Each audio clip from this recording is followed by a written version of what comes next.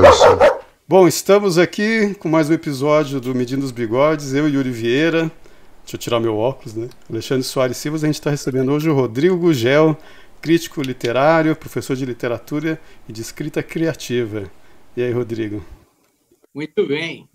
É um prazer estar aqui falando com vocês. Prazer, duas pessoas por quem eu tenho grande admiração. Dois ótimos escritores, dois grandes amigos, duas pessoas do bem. E, assim, como eu, tem péssimo caráter, mas o resto está tudo ótimo. Obrigado pelo elogio, porque eu e o Alexandre, a gente estava combinando dublar você, entendeu? A gente ia pegar a sua imagem e ia dublar você elogiando a gente, entendeu? A gente tinha tudo roteirizado já. Mas esse plano é do Alexandre. Se você quiser criticar alguém, critica ele depois. De jeito nenhum. Eu acho que tá. Olha, vocês estão tão ótimos. É um prazer estar aqui com vocês. Prazer é meu. Eu estava pensando, não sei se você lembra que 20 anos atrás a gente se conheceu num jantar. Sim, na casa da Marisa Moura. Exato, é. Nossa, eu estava pensando nela hoje. A agente literária, né? Isso. Faz tempo que eu não falo com ela. Eu também, faz muito tempo que eu não falo com Marisa. Eu falei com ela há quase 20 anos já. Faz 20 anos já. Né, faz. Foi 2001, puxa vida, hein? Alguma coisa assim. E nós só remoçamos, hein? Sim. Lembro, né, que todo mundo fumando de alguma maneira. Eu lembro naquele jantar que eu fui pensando, não, jantar com escritores vai ser muito chato, vai ser só aquelas conversas de sempre, do fofoca do meio literário. Daí estava você lá e foi um alívio conversar com você. Ele achou que ia ter uma TT macabra lá, né? Achei que ia ter a média dos escritores brasileiros ali, tudo. O escritor brasileiro estereotípico por ali. Sei como é que é. Eu pensei numa coisa aqui, mas não vou falar, porque assim, eu não quero ser crucificado amanhã. Deixa para lá. Quando o Alexandre falou em estereótipo do escritor brasileiro, eu pensei aqui numa figura, mas não posso, não posso verbalizar. Você não quer medir os bigodes com essa figura, né? Está passando uma sequência de escritores na minha cabeça aqui, cara. Claro, encaixe, sem dúvida. É automático, né? Você tem que ler o conto do Alexandre que ele fala da TT macabra que recebia umas pessoas para discussões intelectuais em casa. Esse conto é muito foda. É mesmo? Eu tenho lido o e-mail que o Alexandre manda toda semana. Newsletter, né? Muito boa, dou grandes risadas com muitas coisas. Me dá um monte de insights que, assim, que se eu fosse um escritor de comédia, ou se eu tivesse que exercitar a minha veia irônica, ali está uma escola perfeita. Aquilo é incrível, é muito bom. A última da newsletter dele que eu vi era aquela história de fascista quem vota entusiasmado, né? Não foi isso? Qualquer um, votou com qualquer um entusiasmado. Por falar nisso, Rodrigo, eu estava vendo uns textos antigos no Digestivo Cultural e na época o Alexandre estava falando sobre a nova geração de escritores jovens que escrevem bem, que em geral eram de direita, muitos influenciados pelo Paulo Francis. E aí o Júlio Daio Borges, né, do Digestivo, falou, nem todo mundo que está escrevendo agora é de direita. Por exemplo, o Rodrigo Gugel.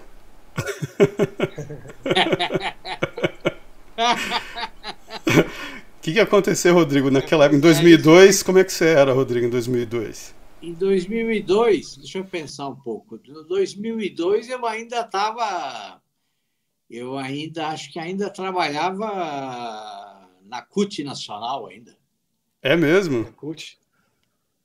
Então não era mesmo, né? Juro, verdade. Não era mesmo. Não. Caramba. Aí, olha, eu cansei de almoçar na casa do Gilberto Carvalho, em Jundiaí, pô. Nem sei se ele mora lá ainda, que fim ele levou, mas enfim. Gilberto Carvalho foi chefe de gabinete, sei lá eu o quê, foi Sim. ministro, foi sei lá eu o quê do Lula. Enfim. Pois é. Mas eu fui petista durante muitos anos. Aí eu não me depois, meti com essa, não, um dia, recebi uma iluminação, desceu um raio aqui no centro da minha biblioteca e uma voz vinda do céu disse assim: acorda, seu desgraçado. E aí eu acordei, porra. Eu pensei que fosse uma voz da terra dizendo, vai tomar no cu, né? Tipo, não foi o Olavo, não, né? Não foi o Olavo, Mas assim, mas já lia o Olavo, né? Mas aquela coisa, né? Lia com timidez, né? Uhum. E era muito engraçado, sabe por quê? Agora eu vou contar uma coisa que o Alexandre vai se divertir. Eu tinha um amigo, tenho até hoje, eu considero ele meu amigo até hoje, apesar de não conversar com ele há muitos anos, mas ele era um jornalista de esquerda. E assim, eu adorava tudo que o Alexandre escrevia, né? E assim, só faltava cair no chão rolando de dar risada, né? Porque eu achava tudo ótimo. Né? E o Alexandre, então o Alexandre tinha um blog, né? Tinha um blog lá enfim. E eu ficava elogiando o Alexandre para ele, né? E dizendo, porra, mas esse cara é fantástico, porra, o que esse cara faz? Nossa, um dia em casa, ele quase brigou comigo. Quase assim, mas uma briga séria. Falou, como é que você consegue ler uma criatura assim? Não é possível. Eu falei, mas pelo amor de Deus, o que? Calma, meu filho, o negócio o cara é só um escritor, não é um... Esse cara é um terrorista, ele não é um escritor, é um terrorista de direita. Eu sempre fui tão moderado, né? Você vê como a tal da janela de Overton foi para a direita, né? Porque eu sempre fui super moderado. Daí foi preciso aparecer um certo governo recente, assim, para de repente todos nós parecermos super ponderados e... Pois é. Mas a reação dele era muito engraçada. Ele achava um absurdo que eu lesse Eu tinha muita essa reação nessa época, né? 2002 até 2000, o blog era de 2002 até 2007, 2008. O pessoal era... Ninguém tinha visto uma pessoa que não fosse de esquerda, era uma... Quer dizer, tinham, mas não sabiam. Exatamente. Mas isso é uma verdadeira loucura, né? Quer dizer, nós temos aí uma geração inteira que não imagina, né? Que você possa ter posições aí mais conservadoras, né? E que você não siga o discurso aí padrão da esquerda, né? E eles ficam realmente escandalizados. É como se você fosse uma excrescência, né? Que você assim surgisse com, sei lá uma coisa assim, um fenômeno completamente absurdo, né? Você quebra os esquemas mentais que a pessoa tem, né? E aí ela pira mesmo. Tem gente que pira. Olha, eu vou contar. Deixa eu só contar uma história que aconteceu comigo. Nos vídeos que eu faço para o YouTube, alguns vídeos, quando eu termino, dizem assim, olha, então, um bom final de semana para vocês, né? Um ótimo final de semana e tudo de bom, pessoal. Faça esse gesto assim, né? Me despedindo. Bom, um dia eu recebo uma mensagem um comentário num vídeo, né? O rapaz dizendo assim, olha, professor, eu admiro muito o seu trabalho, eu acompanho o senhor, eu acho que o senhor tem um trabalho notável, enfim, eu acho que está tudo certo.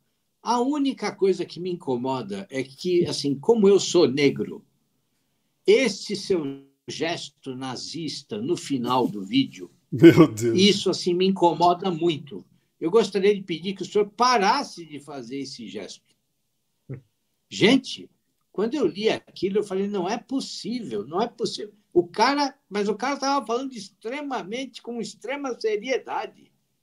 Caramba. Aí eu publiquei o comentário dele e respondi com uma gargalhada, né? Porque, assim, o que você vai dizer para uma pessoa, né, que confunde as coisas dessa maneira, né?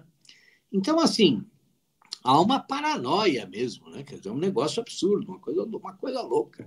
Parece que se levantar a mão 10 centímetros acima do ombro, aí já é nazista, né? Pois é. Você tem que calcular a altura da mão. Eu tenho me despedido assim, com os dedos mais espalhados, assim, para não causar assim, nenhum, né, tipo de confusão. Né? Eu nunca pensei então, nisso. Podemos fazer a saudação. Faz um hang loose, né? Aquela coisa. Sei lá eu, né? Tem que fazer alguma coisa. Né? Rodrigo. Mas falar assim, tchau, pessoal, assim não pode.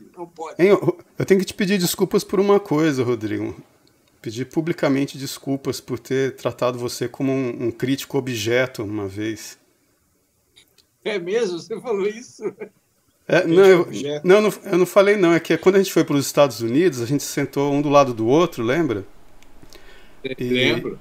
E foi mais ou menos como se a Rússia tivesse sentado do lado da Ucrânia, né?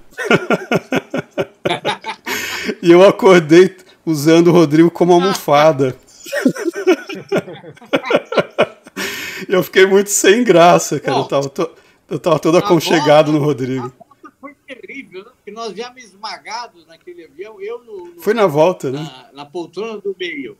Né? Uhum. Você do meu lado direito. E o Briguet do lado esquerdo e eu no meio. Não tem jeito. Quer dizer, vocês têm que me usar como almofada. Não havia o problema. Mas o Paulo também fez isso? Ele também te usou como crítico objeto? Provavelmente. Né? Provavelmente. Eu só lembro que eu fiquei sem graça. Não tem nenhum caráter. Eu só lembro que eu fiquei muito sem graça. Você fez algum comentário daqueles seus comentários, deu uma risada da minha cara, eu não lembro mais o que foi. Aumentou a intimidade de vocês dois depois? A gente ficou super íntimo.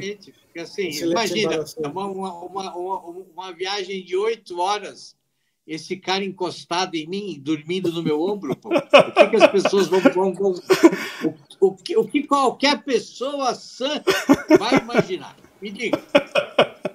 Apoiando o braço na barriga ali e tal. Foi super aconchegante. Se eu ainda fosse um sujeito gordo, feio, velho, ninguém ia pensar nada, né? Mas um verdadeiro Apolo como eu, claro, o pessoal passava, via o Yuri dormindo no meu ombro e dizia,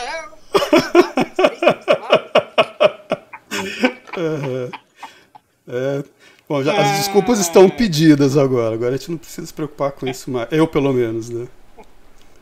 Que estava achando que você estava até interferindo em algum tipo de crítica ao meu trabalho e tal. É verdade. Eu estava dando uma olhada no seu livro, lendo aqui de novo, né? O dos esquecidos, né? E os superestimados. Eu li também. Muito bom aquilo. Por sinal, agora você viu que lançaram o Ator do Transe, né? Finalmente saiu uma edição do romance Ator do Transe, do Emanuel Guimarães, que não vi, não. É um livro maravilhoso. É um livro assim, incrível. Uma coisa. Eu não consigo entender como é que esse livro pode ter ficado assim, décadas e décadas sem ser reeditado. É um negócio. Esse país é muito louco, meu velho. É muito louco. Mas finalmente essa semana saiu. Eu estava vendo aquele livro ABC da Literatura, do Ezra Pound, né? E ele falando que dos 3 papéis do crítico, né?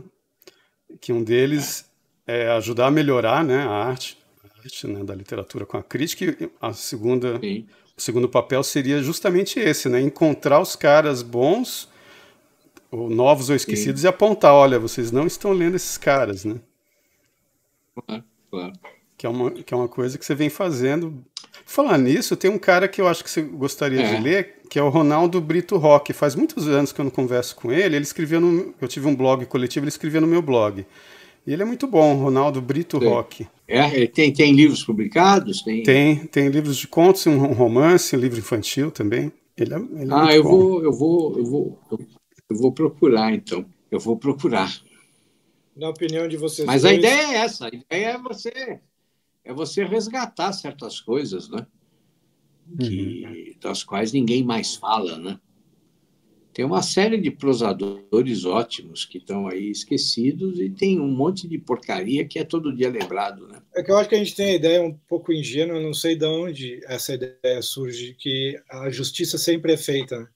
Que todos os livros bons vão ser preservados, os livros ruins vão ser esquecidos. Mas por que? Qual é a evidência que a gente tem disso, né? Eu acho que assim, não há evidência nenhuma. A única evidência que existe, e é a pior de todas, né, é a autoridade, né? A autoridade do cânone, que é estabelecida aí por meia dúzia de iluminados, né, e referendada depois pelo sistema escolar, né? Então, o que acontece? Quer dizer, hoje, quando você chega e fala assim, olha, José de Alencar é uma bomba, entendeu? O cara é horrível, que é o que eu acho, né? Ou Raul Pompeia é uma bomba, é uma coisa ilegível, quer dizer, é um texto que parece uma peça de argumentação jurídica, o que ele escreve, né? Ou que Canaã do Graça Aranha é de uma empáfia e de uma coisa completamente, um negócio completamente descosido, desconexo, né? Um conjunto de cenas completamente disparatadas. Quando você chega e começa a falar essas coisas, as pessoas ficam alucinadas, né? Porque é como se a literatura tivesse essa coisa, quer dizer, não, como eles aprenderam na escola e como depois veio, quer dizer, todo o sistema, até o vestibular, né? Quer dizer, é marcado por essa coisa do cânone, né? Quer dizer, qual é o vestibular em que o sujeito não tem que ler Capitães da Areia? Sim. Então, assim, isso assim, há 30 anos, né? Há 30 anos. Quer dizer, a FUVEST acho que passou 20 anos pedindo Capitães da Areia todo ano. Aí, quando você chega e você mostra que o livro é uma peça ideológica, é uma peça para triturar a consciência das pessoas, as pessoas ficam assustadíssimas, porque parece que você é um louco, né? É um serial killer de reputações. Exatamente. Não, e o pior, parece... as pessoas têm a impressão de que você está fazendo isso não porque você leu e porque você, com seriedade, chegou a essa conclusão. Não, elas acham que você é um sádico, louco, um fascista irresponsável, que quer demolir aí autoridade, sei lá eu o que elas pensam, mas elas ficam indignadíssimas, né? Eu achei interessante você citar e elogiar, né, o Hugo de Carvalho Ramos, né? Pois o Hugo escritor goiano. Tem contos interessantíssimos, né? Que é aí da sua região, né? Aqui de Goiás. Outro cara fantástico que é da sua região e que pouquíssima gente fala é o Bernardo Ellis, né? Sim. E o José J. Viga? Incrível. Você gosta? Também é muito bom. Eu gosto de algumas coisas. Ele tem umas coisas sobre totalitarismo, né? Muito boas. Esse pessoal todo foi deixado de lado, né? Em nome aí de uma preponderância aí do discurso vanguardista, né? Quer dizer, a pessoa entra no colégio hoje e ela de cara já aprende que Oswald de Andrade é um gênio, entendeu? Sim. E aí, quer dizer, para você desmontar essa ideia, e depois se ele vai fazer letras, quer dizer, essas coisas são todas reafirmadas, né, de maneira categórica, entendeu? E aí, para você desmontar tudo isso, então, vai ser um trabalho aí de um século. Então, é uma coisa louca. Às vezes me parece que a pessoa, a pessoa, quando tem 20 anos, ou até antes, e começa a ler, ela procura uma lista de cânones, né? Quais são os livros importantes que eu tenho que ler. Só que a maior parte das pessoas fica a vida inteira preso nisso, né? Tem uns 10 nomes que ela vai tentar ler as obras.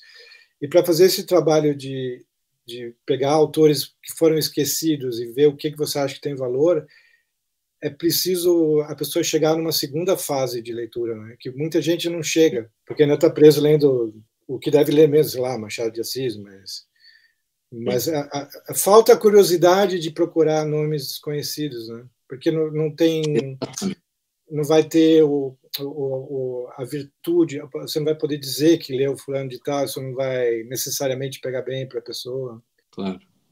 Eu acho, é uma das coisas que eu mais falo.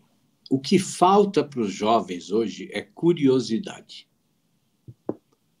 Hoje, por exemplo, lá no Instagram, fizeram uma pergunta muito interessante, né? A pessoa disse assim, nossa, eu estou lendo Moby Dick e o romance ele é repleto de referências.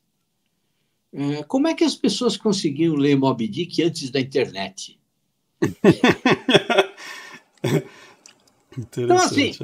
Então, assim, essa pergunta, primeiro, mostra uma concepção de leitura que está se propagando hoje pela internet, de que é isso, quer dizer, de que leitura é estudo.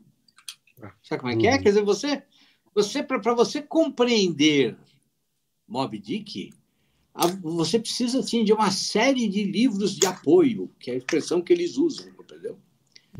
Quer dizer, você tem que ler, antes de você ler Moby Dick, você precisa ler estudos a respeito de Moby Dick. Então, assim, isso é de uma empáfia, é de uma coisa até, isso assim, é tão idiota isso daí. E assim, a resposta que eu dei foi o seguinte: sabe o que acontece, meu filho? É que há muito tempo, sabe, numa época muito longínqua, as pessoas liam pelo prazer de ler. E elas abriam o livro sabendo que elas estavam penetrando, que elas iam participar de uma grande aventura. E elas se entregavam a essa aventura com toda a disposição delas, com todo o ânimo, e com toda a alegria, e penetravam nesse mundo com absoluto destemor, com coragem. Depois chegou a internet e criou esse amontoado de gente covarde, entendeu? Que para ler Moby Dick precisa estudar antes, sei lá eu o quê. Tem pré-requisito. Navegação marítima, entendeu? Tratado de simbolismo, enfim, sei lá eu o que as pessoas pensam que elas precisam estudar antes de ler. Eu tinha colegas na universidade que falavam isso para mim, mas você está lendo Dostoiévski, antes você tem que ler o estudo não sei de quem, aí citava umas pessoas lá do formalismo russo, entendeu? Aí eu falava, mas por quê, entendeu? É uma loucura um negócio desse, pô. Assim, percebe? Isso é o inverso. É o inverso do que deve ser a leitura. Se você tiver essa atitude estudiosa, provavelmente não vai terminar o livro. Né? Eu não sei se vocês anotam os livros. Exatamente. Se você for querer entender cada referência que o Melville faz, bom, você não vai terminar nunca o livro, né? Nunca. Eu não sei se vocês anotam livros, mas quando eu vou em sebo, eu abro um livro e vejo. É muito comum isso. Quase todo livro de sebo que está anotado só as primeiras 20 páginas. É muito claro que a pessoa começou com atitude estudiosa e batalhadora e desistiu. É impossível não desistir. Quer dizer, uma vontade férrea talvez consiga, mas é muito... Um que o pessoal larga muito, um que o pessoal larga muito, que o Rodrigo inclusive menciona isso, é os Sertões, né? Os Sertões, o começo dele é tipo uma escalada em negativo. Começo, é verdade, aquele começo é de arrebentar, né? Mas assim, mas vale o esforço, né? Vale o esforço. Depois a coisa vai ficando mais fácil, né? Mas enfim, quer dizer, nós estamos vivendo numa época de completa inversão das coisas. E isso é culpa da própria universidade, né? Quer dizer, a universidade chega para o sujeito no curso de letras e fala isso. Não, você, olha, antes de ler a literatura, você precisa ler, entendeu? Teoria literária, você precisa conhecer teoria literária profundamente, porque só assim você vai conseguir entender o que os autores dizem, né? Quer dizer, e aí ninguém lê porra nenhuma, ficam lendo lá teorias e teorias, entendeu? É que nesse conceito aí, o livro já é o objeto de estudo, né? Em vez da literatura ser uma maneira de você compreender a realidade, né? Mas uma maneira de você chegar na realidade, né? Não, o livro é o objeto, né? A obra literária, né? É o objeto, exato. Claro. A realidade está na teoria, entendeu? Na cabeça da gente. Quer dizer, o teórico... Eu me lembro da primeira aula que eu tive na faculdade de literatura. A primeira aula, a professora disse: a partir de hoje vocês nunca mais vão ler um livro inocentemente. Foi coisa mais horrível. É que eu não acreditei nenhum segundo no que ela estava falando, mas se é um convite para abandonar, né? Tá louco. Me deixa ler inocentemente. Não, mas aí que tá, não é? Mas aí é que tá. Quer dizer, ninguém mais hoje quer ler por absoluto prazer, pô. Entendeu? Quer dizer, pô, você quer... É porque tem um pouco a ver... Não, as cartas a um jovem poeta, do Rainer Maria Rilke, né? Porque o conselho que ele dá, que eu queria até saber o que você pensa disso, né? Porque eu fiquei pelo menos uns 5 anos, depois que eu li esse livro, sem ler nada de crítica, entendeu? Aí depois eu acabei no curso de crítica literária da UNB, né? Mas eu fiquei uns 5 anos, porque ele fala a face de toda a crítica literária, porque eles giram em torno da obra de arte e raramente chega no cerne dela. E depois ele fala a face também, depois que o cara fala que vai ser um militar, né? Ele fala, é uma profissão em que você está perto da realidade, é melhor do que as profissões pseudo-artísticas, como todo jornalismo, como 3/4 da crítica, e como quase toda a crítica, e como 3/4 do que se chama de literatura, né? Ele fala. Então, assim, tem um papel de uma certa crítica que cria esse obstáculo para quem quer ler o livro inocentemente, como disse o Alexandre aí, né? Sim.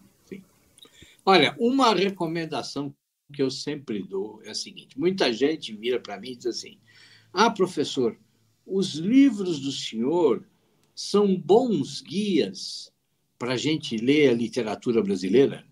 Eu digo não são bons guias. A finalidade do livro não é essa. Você primeiro tem que ler os autores e depois você vai ler o meu livro. Primeiro você forma a sua opinião. Primeiro você entende o livro, penetra no livro, se aventura, descobre o que você vai descobrir, tira as suas conclusões, aí depois você vai ler o meu texto. Porque assim, você pode chegar a conclusões completamente diferentes das minhas. Né? Quer dizer, literatura não é uma ciência exata, nós não estamos fazendo aqui experiência num laboratório de física ou de química. Né? Nós estamos num outro universo completamente diferente. Né? O que não significa que a gente não possa julgar os livros. Né? Quer dizer, e virar e dizer assim, olha, Capitães da Areia é ideológico sim, isso aqui não é literatura, por causa disso. E aí você mostra no discurso do cara qual é o problema que o livro tem, concretamente. Né? Também não adianta ficar aí só falando. Agora, isso não significa que a tua crítica é definitiva. Né? O Silvio Romero passou a vida metendo pau no Machado de Assis. E até hoje o que prevaleceu foi o Machado. Né? Agora, ninguém garante se daqui 50 anos vai continuar sendo assim. Né? De repente, alguém aí descobre os... Vocês veem algum valor no Jorge Amado? Algo próximo de zero? Olha, eu acho assim, o Jorge Amado é uma espécie de Gabriel Garcia Marques. Sabe como é que é? É um autor que depois se tornou um bom contador de histórias, mas que não é um gênio, compreendeu? Quer dizer, é isso. Então, o pessoal fica horrorizado quando eu falo isso a respeito do Gabriel Garcia Marques. Mas essa é a verdade. Assim, o cara contou bem uma história determinada lá, ou duas, né? Acho que, na verdade, foi uma só. Isso é interessante para usar a escala do Ezra Pound, né? Que ele fala assim, que tem os escritores são os inventores, né? Que criam novas maneiras de contar uma história. Aí fala, tem os mestres, que às vezes em segundo lugar, né? Que dominam essas novas invenções e às vezes utilizam ela melhor do que os inventores. Sim. Tem os diluidores, que tentam, mas não conseguem, fazem umas coisas meia boca, né? Tem os bons escritores, que fazem escrevem livros bons, mas sem inventar nada de novo, né? Aí fala dos que cultivam a belle lettre, né? Só pegam um aspectozinho e aí são esses negócios da retórica, como você fala, né? E fica aquela retórica em cima daquela parte, né? Ele usa essa classificação, assim, né? Então, tipo, você está dizendo, por exemplo, que o Jorge Amado não é um inventor, não é um gênio que cria um estilo novo. Não.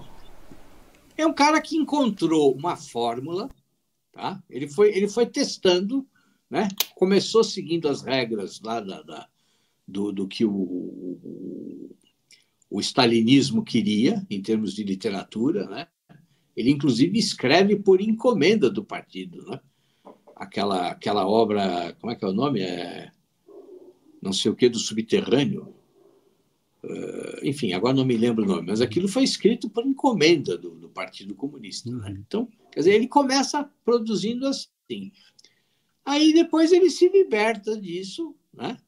E assim, ele tinha uma facilidade enorme para escrever e começa a contar boas histórias. Mas assim, ele é só isso. Mais nada. E pronto. Agora, se você me falar, vamos criar aqui o panteão dos 10 melhores escritores brasileiros, Jorge Amado entra? Não, claro que não. Quer dizer, entende? Agora, isso diminui o cara? Não é que diminui o cara. É assim, é só uma questão de saber o lugar dele dentro do contexto geral. Quer dizer, é só uma questão de você não se iludir, de você não ficar criando aí, entendeu? Falsas celebridades, entendeu? É a mesma coisa o Gabriel Garcia Marques. Né? Outro que é assim, é o Saramago. Né? O Saramago é isso. É um cara que descobriu uma determinada fórmula, inclusive em termos de estilo, né, com aquela pontuação característica dele e tudo. E ele foi repetindo isso e, claro, E outra coisa que a gente não pode esquecer, quer dizer, esse pessoal todo teve o apoio de toda a imprensa esquerdista mundial, né?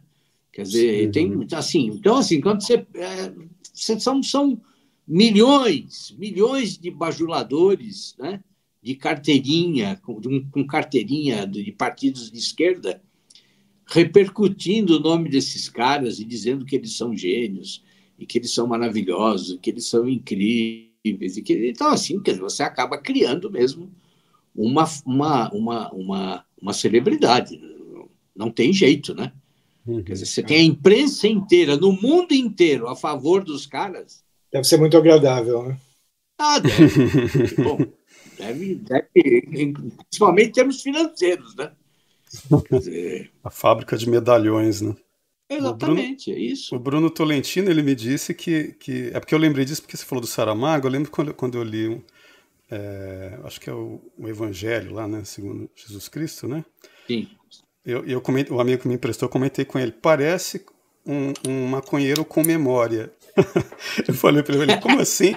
Eu falei, não, é porque ele vai tergiversando, dá 1000 voltas, e lá no final do parágrafo ele volta para o assunto do começo, que você já esqueceu qual era, entendeu? Mas ele lembra, ou seja, como se fosse um maconheiro que ainda tem memória. E o Bruno Tolentino me falou que o Gabriel Garcia Marques, quando que ele foi lá, né, conheceu ele, o Bruno Tolentino me disse que o Gabriel Garcia Marques terminava de fumar um baseado e já acendia o outro na ponta e continuava fumando.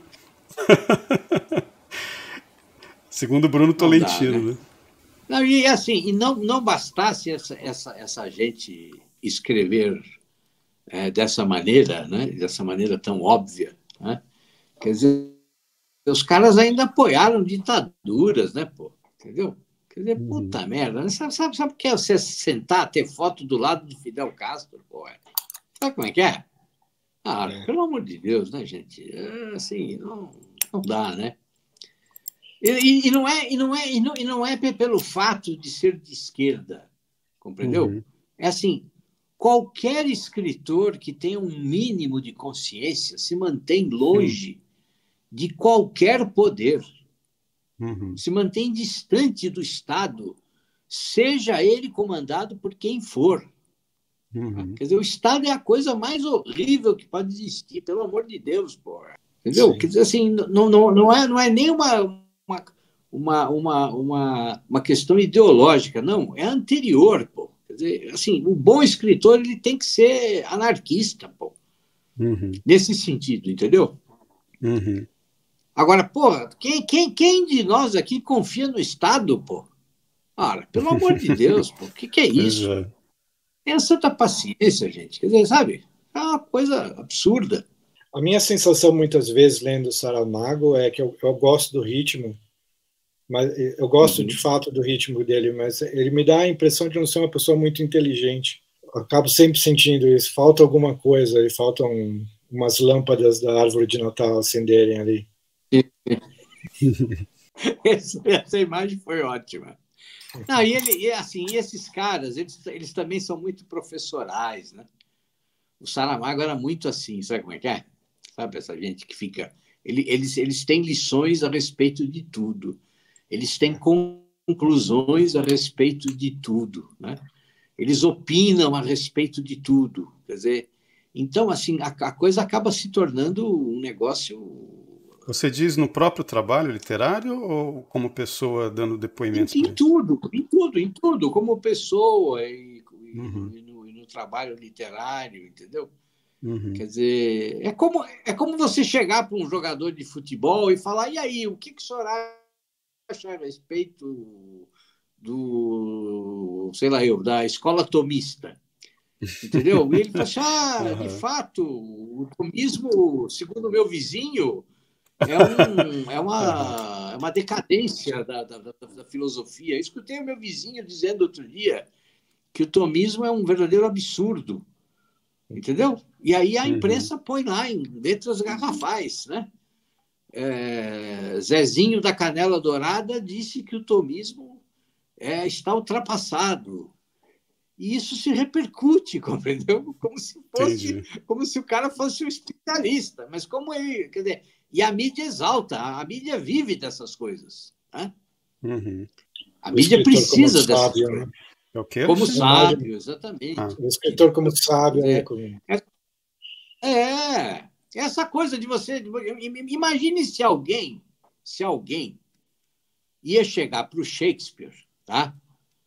E ia perguntar para ele o que você está achando do reinado da rainha, sei lá eu qual. Você acha que alguém ia chegar para o Shakespeare e perguntar para ele e o que você acha a respeito dessa nova lei que impede que sejam ditos determinados palavrões nas peças teatrais? O senhor tem alguma opinião a respeito dessa coisa? O senhor acha que foi um gesto de censura? Isso tem a ver com uma coisa que eu queria te perguntar, Rodrigo. Isso era absolutamente impensável. Sim. Era absolutamente impensável. Agora, hoje aqui, quer dizer, o sujeito solta um peido lá na esquina, chegam lá para o Caetano Veloso, o que o senhor achou do peido do sujeito? Qual a sua opinião? E aí ele discorre longamente a respeito do peido, como se ele fosse uma autoridade universal em peidos, entendeu? Então, assim, é de uma canalice, assim, da parte da mídia, da parte do cara que assume essa posição, incorpora essa fantasia, entendeu? E do povo que lê e lê com seriedade, né? Como se isso fosse realmente sério. Com reverência, tá? Né? Com reverência, exatamente, com reverência. Porque isso é uma coisa que eu escrevi há um tempo, algumas semanas aí no Twitter, que é o seguinte, que, por exemplo, eu lembro de alguma aula do Olavo em que ele falava sobre o trabalho do intelectual. E sempre que eu vejo assim, esses discursos sobre o trabalho do intelectual, quando inclui o escritor de ficção, eu fico meio assim, porque eu vejo que o escritor de ficção, ele é uma mistura de artista com intelectual, não é só... Então, ele tem os interesses intelectuais, mas ele tem uma natureza artística também que vive de impressões, né? Mais do que de certas de análises. Então, você tratar um escritor de ficção como um sábio, intelectual sábio, é uma loucura, né? Uma loucura, claro. É uma loucura. É a mesma coisa que você chegar para um Van Gogh, por exemplo, né? Chega para o Van Gogh e diz assim, na sua opinião, quer dizer, o Van Gogh não, porque ele não foi reconhecido em vida, mas assim, um pintor que tivesse aí fama em vida, e você chegasse para ele e falasse assim, escuta, qual é a crítica que o senhor faz a respeito do sistema de castas na Índia? Entendeu? E o cara, assim, lá com o avental sujo de tinta, com a mão suja de tinta, segurando o pincel, começasse a discorrer a respeito do sistema de castas na Índia, como se ele fosse um profundo conhecedor do assunto, entendeu? E é bem isso, sempre, né? Mas o pior é que os escritores encarnam esse papel e começam a acreditar, de fato, né? Eles têm um conhecimento que tem que ser transmitido, um conhecimento teórico sobre o mundo. Exatamente. Isso é terrível. Porque o pessoal me perguntava muito, por exemplo, depois que eu gravei em 2006 o podcast com o Olavo, eles me perguntavam, por que você não grava essas lives com o Olavo? Tanta gente gravando live com o Olavo. Eu falava assim, mas... eu estou aprendendo já. Eu queria que o Olavo estivesse na internet falando. Como ele já está, eu mesmo, pessoalmente, não tenho muito a acrescentar, entendeu? Porque eu não sou esse tipo daí de que vai ficar dando palpite sobre tudo, entendeu? Eu posso até falar, postar uma coisa ou outra, mas não é a minha história. Minha história é contar histórias, né? E aí a gente vai de impressão em impressão, né? Eu gosto de Benedetto Croce. Eu gosto de dar uns palpites, mas eu tento deixar claro que é tudo piada, não levem a sério. Eu não sei nada, Me ocorreu um pensamento, vejam aí se fazem algum sentido, eu não sei, eu não concordo com o que eu falei, acho um absurdo. Sabe, é uma coisa assim... É como se você tivesse a obrigação de ser uma autoridade, compreende? Quer dizer, se você não for uma autoridade, se você não agir como uma autoridade, se você não disser que você sabe tudo, né, e tiver uma opinião a respeito de tudo, né, você não pode ser levado em consideração. Para a entrevista ser considerada boa, você tem que falar as coisas com uma certa certeza. Né? E o governo bicameralista? Exato. Tal coisa. E tem uma aula do Olavo em que ele comenta que alguém comparou a filosofia dele e a filosofia do Bruno Tolentino. E o Olavo fala, o Bruno Tolentino não tinha uma filosofia, ele tinha uma visão de mundo, uma cosmovisão. Entendeu? Então, assim, eu acho que o artista tem uma cosmovisão, tem uma visão de mundo. Sem dúvida, claro. Mas agora, uma destreza filosófica para falar de tudo, aí já é outra história, né? Claro. Mas assim, é evidente que não só o artista, mas todos nós, quer dizer, nós temos determinados valores, nós temos determinadas crenças, a gente acha... Nós podemos ter opinião a respeito de tudo. Agora, isso não quer dizer que ter opinião nos faça ser autoridades aí incontestáveis a respeito de tudo, compreendeu? Quer dizer, na verdade, eu acho que isso também é um pouco sintoma da própria forma como a mídia trabalha, né? Quer dizer, a mídia, a produção de notícias nas últimas décadas, assim, centuplicou, né? Então, você abre um portal de notícia hoje, você tem opinião sobre como você tem que... Qual é a psicologia do seu gato, né? Qual é a melhor posição para você trepar? Qual é o último escândalo político? Qual é o regime alimentar que você tem que seguir? Qual é o tipo de penteado que você tem que usar? Quais são as cores que vibram melhor com a sua personalidade? E tudo mais que você puder imaginar, né? Então, assim, quer dizer, é uma coisa absolutamente louca, porque há opinião a respeito de tudo, né? Quer dizer, é aquilo que o Ortega y Gasset disse, né? Quer dizer, e assim, e as pessoas falam com uma autoridade, compreendeu? Quer dizer, você entra num blog que fala de gatos e você tem a impressão de que a pessoa está falando, assim, ela se sente como se ela fosse Platão dando aula, ou Aristóteles, entendeu? Isso é o império da filodoxia, né? O amor pela opinião, né? Não tem filosofia, quer dizer, é filodoxia. Que louca. E a imprensa alimenta e realimenta isso porque ela vive disso. E quando a gente é novo, a gente cai muito nisso, né, Rodrigo? Quando a gente é novo, a gente cai muito nisso. Começo do milênio, eu postei um monte de textos de opinião, artigos e não sei o que, em sites, no meu blog e tal. Mas é que tem uma hora que você chega e fala assim, não, para eu falar com mais embasamento disso, eu vou ter que ler mais uns 10 livros, mas eu preciso ler primeiro mais um do Tolstói. Entendeu? Claro. Eu não vou deixar de ler mais um do Tolstói do que para ler um estudo sobre, sei lá, o fascismo, não sei das quantas. Entendeu? Claro. Porque é onde é onde eu trabalho, né? É o que eu faço, né? Lógico que as pessoas podem fazer isso e muitos devem, né?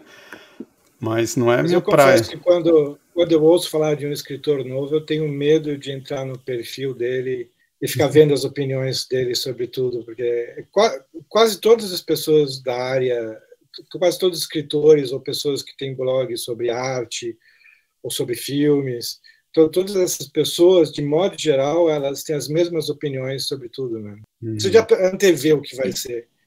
E entrar no perfil da pessoa confirmar Exatamente. isso. Além de tudo, tem isso. Quer dizer, é o império da mesmice, né? Além de tudo. Quer dizer, as coisas se repetem. É porque eu ia dizer o seguinte, que o Fernando Pessoa dizia que ele era incapaz de ler o livro de um escritor de quem ele tivesse visto a foto. O Fernando Pessoa. Se ele não tivesse rede social na época e ele fosse ver a opinião, aí que ele não ia ler ninguém mesmo. Não ia ler nada. Não, olha, você veja, eu não acompanho jornais e cadernos culturais há muito tempo, né? Já pelo menos aí, o quê? Acho que uns 10 anos que eu não leio nada do que está acontecendo por aí. Mas assim, quando teve o último prêmio Jabuti, né, e venceu lá o Arado Torto, né? Torto Arado, E eu até brinco, né? Quando me perguntam o que acho do romance, eu digo assim, olha, depende, tem que falar primeiro com a lavoura.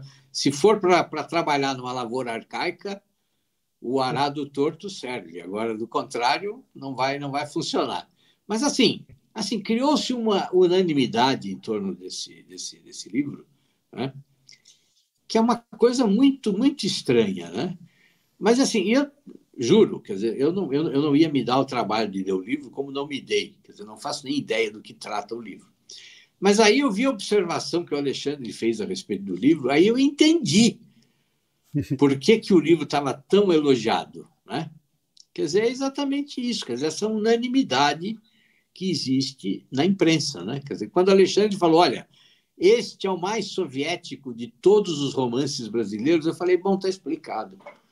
Está explicado por que o livro ganhou o prêmio e está sendo endeusado, né? Eu até elogiei, falei, o melhor livro soviético brasileiro dos últimos anos. Exatamente. Interessante. Eu não sabia disso daí, desse seu comentário. Pois é.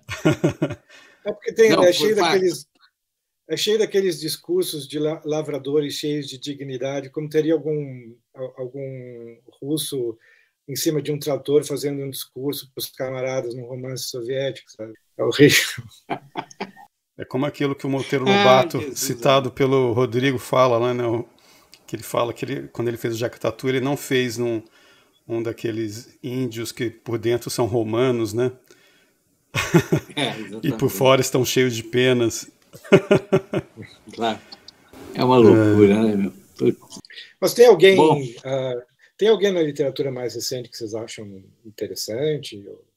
Recente nos últimos 20 anos? Né? Olha, Alexandre, sinceramente, assim, tem vocês dois, né? Tem aquele menino, o Rodrigo Duarte Garcia, né? Lançou um primeiro livro que é interessante. Tem um outro rapaz que agora esqueci o nome dele, mas eu sinceramente assim eu não fico acompanhando. Não tem o Diogo, o Fábio. Viu? Não tenho mais tempo, compreende, de ficar acompanhando, e também não tenho mais disposição de coisa, porque assim, para você ler um livro desse, quer dizer, você precisa ser bem remunerado, compreende? Quer dizer, para você acompanhar a literatura contemporânea do seu país, né?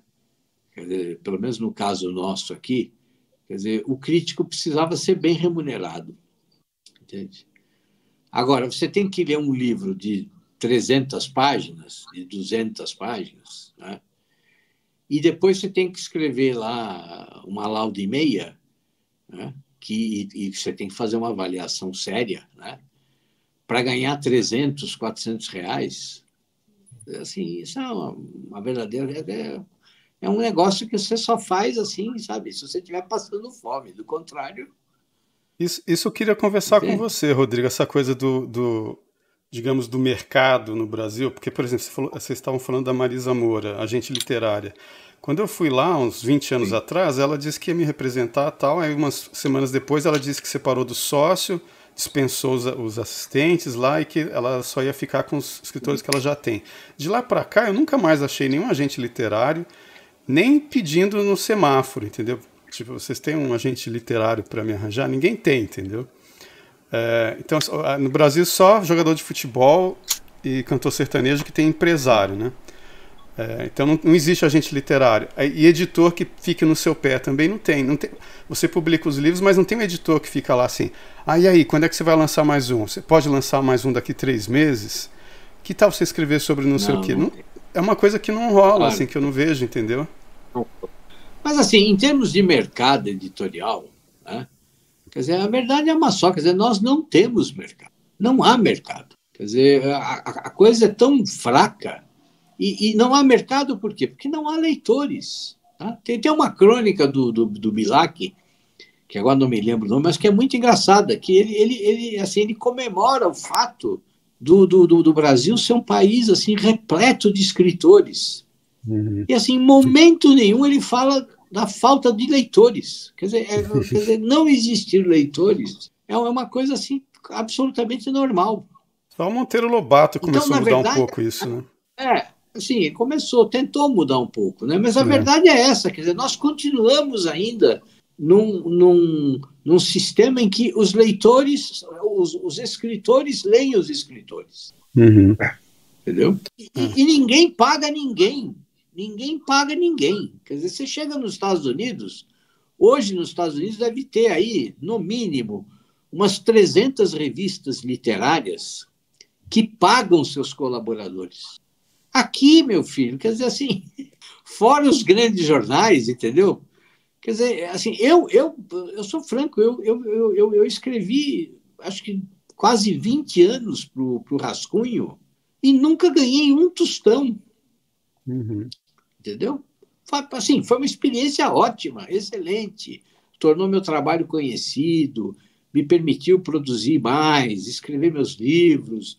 O editor do Rascunho é uma pessoa ótima, porque eu tenho grande amizade. Não é que eu estou cuspindo no prato que eu comi, de jeito nenhum. Rogério é uma pessoa excelente, uma pessoa porque eu tenho grande carinho.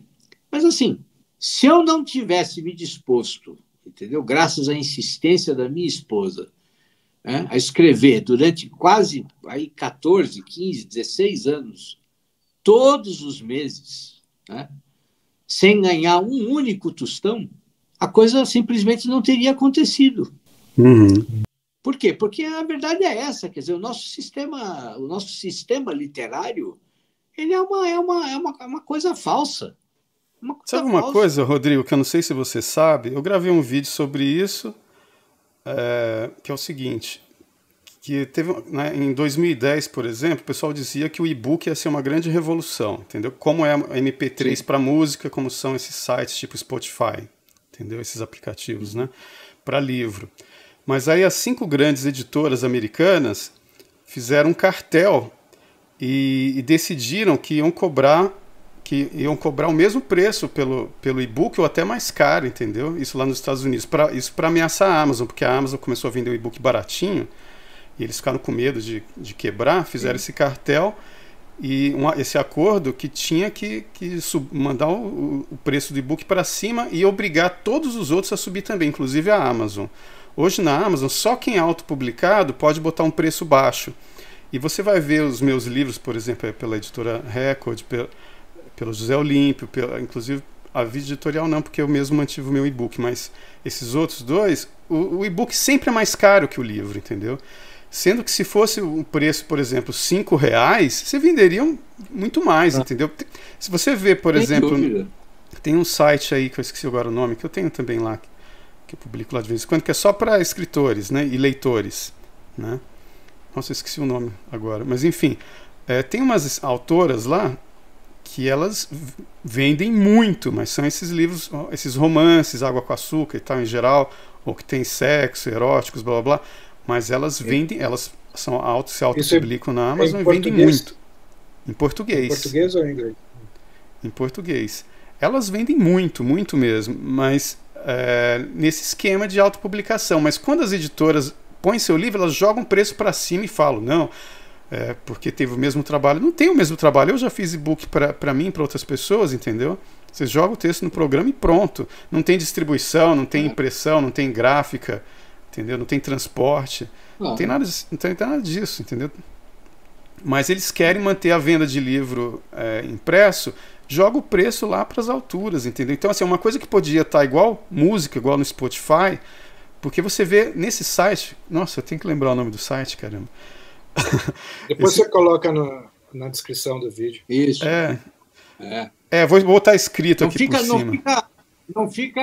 Não fica tenso, senão você vai esquecer todo o resto. Mas muita gente ali lê, o pessoal tem muitos seguidores ali, os escritores têm muitos seguidores, muita gente acompanha os textos que eles vão postando como se fosse folhetim e depois compram o e-book, entendeu? E as autoras ainda têm página no Instagram, o apartamento que eu comprei só vendendo livro, o carro que eu comprei só vendendo livro. Existe isso, entendeu? Desses livros de romances românticos mesmo, né? Essas coisas de mais água com açúcar, tal, eróticos, aquela coisa tipo não sei quantos tons de cinza, aquela coisa desse tipo mais brasileiros, entendeu? Então, assim, teria como se as editoras não ficassem com essa coisa de querer vender o livro impresso só, as livrarias fechando, entendeu? Um monte de livraria fechando, entendeu? E o e-book é caro, sabe? Mas veja bem, essa é a realidade desse país desde sempre. Quer dizer, você já viu um país civilizado em que o número de editoras é infinitamente maior do que o número de livrarias? Quer dizer, assim, isso é uma coisa louca, pô. É um negócio louco, entendeu? Você pensa assim, você vai para a Europa, qualquer cidadezinha de interior tem uma pequena orquestra, tá? Quando chega no final de semana, a prefeitura vai lá, põe as cadeiras na pracinha, a orquestra se reúne, toca lá durante 1 hora, 1 hora e meia, toca Mozart, Schumann, né, Beethoven, e depois todo mundo vai para casa almoçar e ficar o dia com a família, né? Quer dizer, aqui, meu filho, nem banda de música a gente tem. Compreendeu? Nem banda de música. Você pega um paizinho diminuto como a França, né? Quer dizer, qual é a tiragem de um escritor no primeiro livro de um romance o primeiro romance que um cara lança? Quer dizer assim, no mínimo 10 mil exemplares. no mínimo.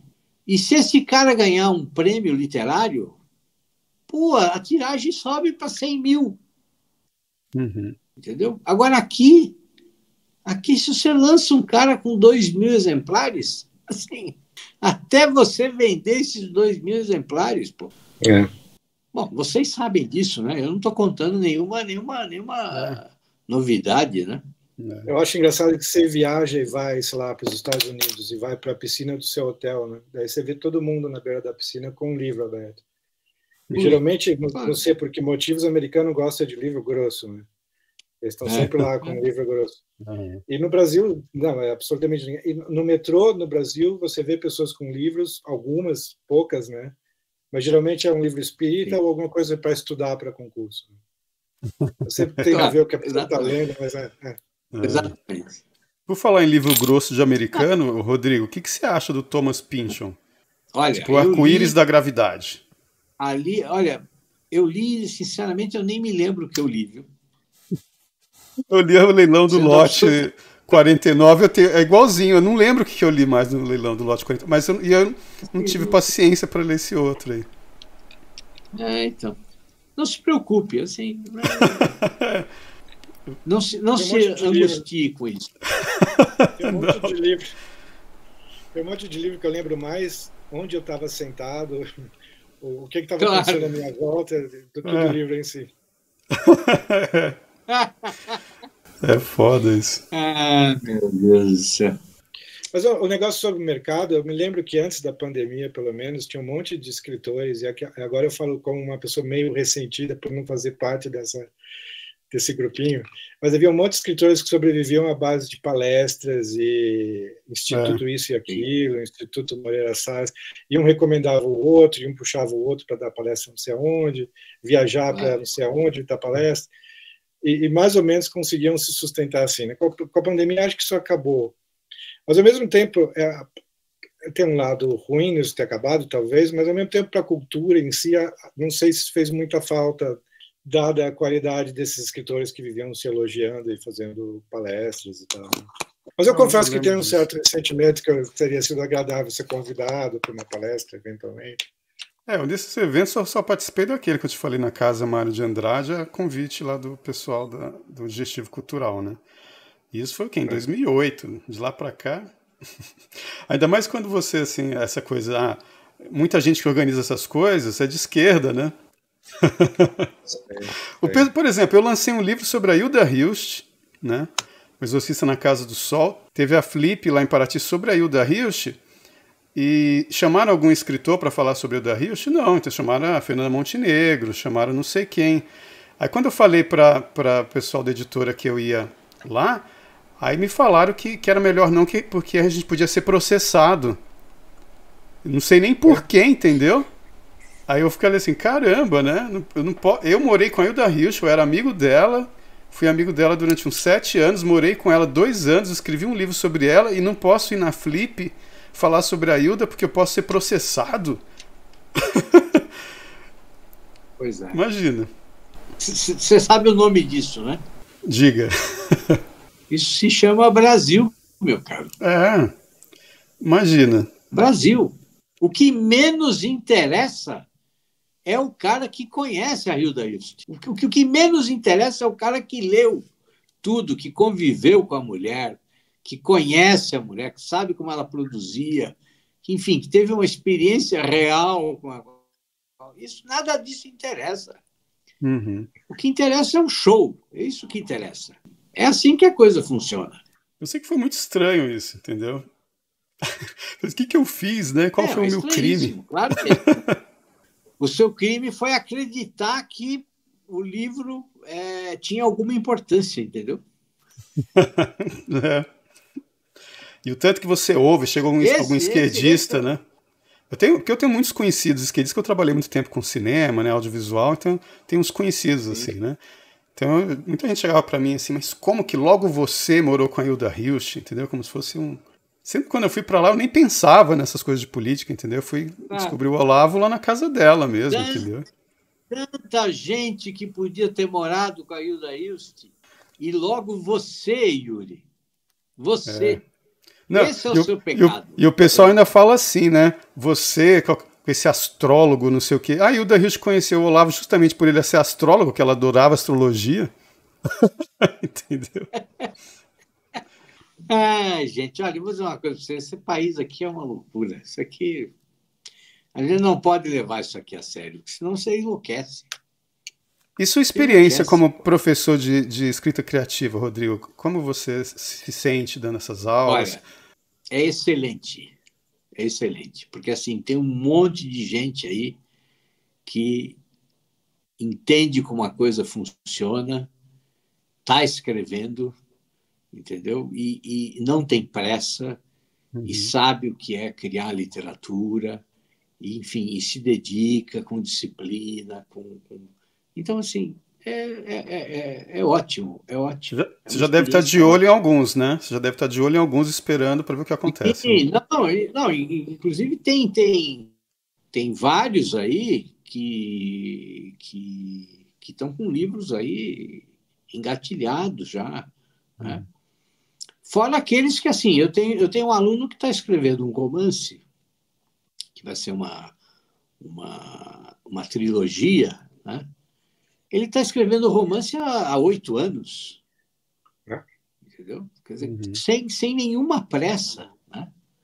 Quer dizer, naquele horário livre que ele tem todo dia, entende? Com aquela rotina diária que ele tem que viver e está lá. E é isso que as pessoas precisam entender, né? Quer dizer, que literatura é isso, dá trabalho, não é assim, entendeu? Você não sai por aí produzindo livro como se você estivesse fazendo sanduíche, né? Não tem jeito, pô. Infelizmente, quando eu comecei, na época dos blogs, né, cara, por volta do ano 2000 até 2008, que acho que foi a época que os blogs estavam no auge, tinha muita gente jovem que eu via que achava que escrevia muito bem, tinha personalidades interessantes, tinha um estilo próprio já, que era surpreendente. E de todas essas pessoas, quase todo mundo sumiu, quase todo mundo parou de escrever por algum motivo. Uma coisa que eu esqueci de perguntar, Alexandre, eles escreviam ficção mesmo? Não era muito comum. Tinha um ou outro exemplo de pessoa que escrevia ficção. Mas... Eu acho que quem escreve ficção é quem insiste mais, não? Será? Boa teoria. Eu não sei o que explicaria isso, mas talvez.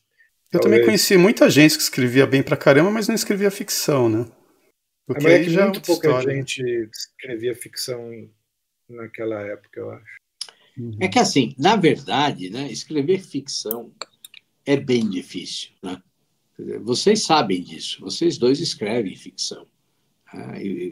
Vocês sabem o trabalho que dá, quer dizer, você criar um mundo paralelo, né, onde as coisas têm uma certa coerência e você conseguir conciliar a experiência que você tem de vida com a sua imaginação e tudo, e construir uma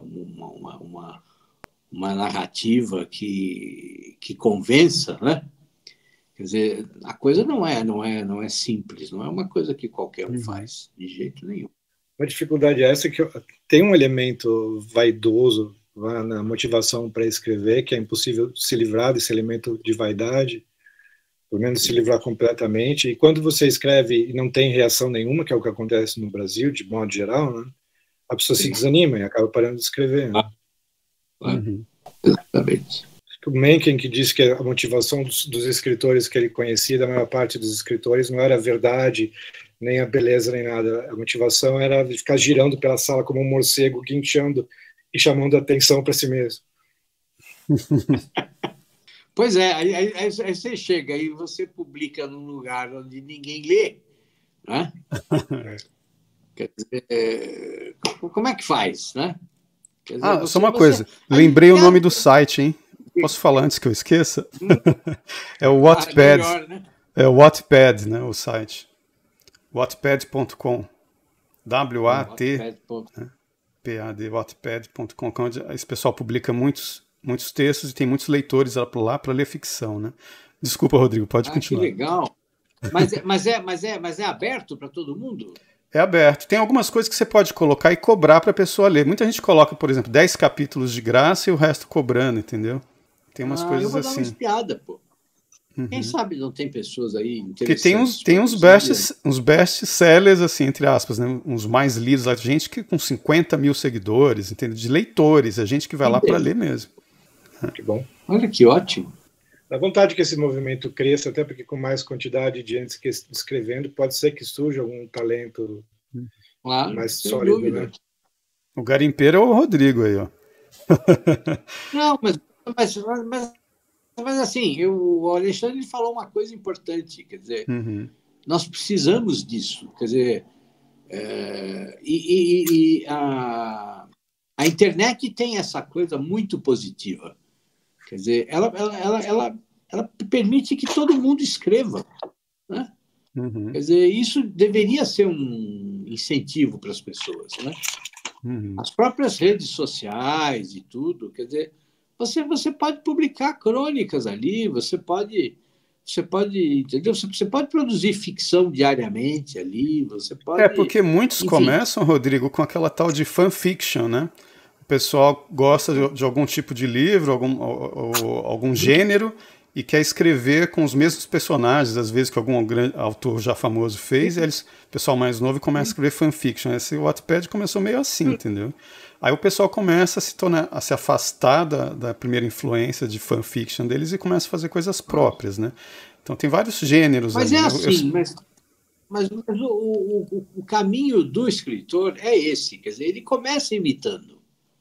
Quer dizer, você começa a escrever movido por um desejo mimético, digamos, né? Sem fazer referência aí ao famoso antropólogo lá, o cara da teoria mimética. Não, no sentido geral da coisa. Quer dizer, você quer ser parecido com ele, né? Você quer contar as histórias como ele conta. E aí você começa a escrever. Né? Quer dizer, é assim. Eu lembro da minha infância, por exemplo. Me lembro de ter lido um livro sobre os bandeirantes. Não me lembro o nome do livro agora. Mas, assim, aquilo me entusiasmou de uma tal maneira, a forma como as histórias eram contadas e tudo mais, aquelas aventuras e tudo, né? É o Coração de Onça. Assim, o que eu fiz? Eu comecei... Não é não. É um outro livro que eu não me lembro de quem era. Não sei se era do Viriato Correia. Enfim, sinceramente, não me lembro. O que eu fiz? Eu peguei um caderno, peguei um dicionário de sinônimos que meu pai tinha e comecei a copiar o livro mudando as palavras. Entendeu? Mas, assim, na minha cabeça de criança, de 6, 7 anos, entendeu? Eu estava produzindo o meu livro. O começo é assim mesmo. Sim, entendeu? Quer dizer, você lê O Velho e o Mar do Hemingway, você fala, pô, eu quero escrever sobre uma história assim, entendeu? E aí você começa. E aí, devagar, você vai se distanciando dos seus modelos e vai encontrando a sua voz, vai encontrando as suas características, os seus textos. E você já escreveu, Rodrigo, livro de ficção? Você tem livro de ficção publicado? Não tem. Tem uns contos por aí perdidos. E quem sabe um dia eu publico. Então. No formato de livro. Quem sabe? Eu fiquei curioso. Pode ser. Eu cheguei a ganhar um concurso de contos. Olha.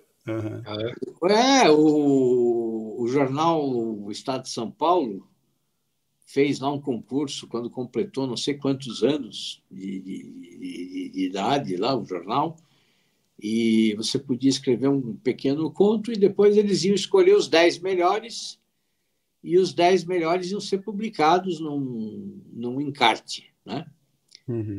Isso foi acho que foi em 2004, se não me engano, 2005, 2003, por aí.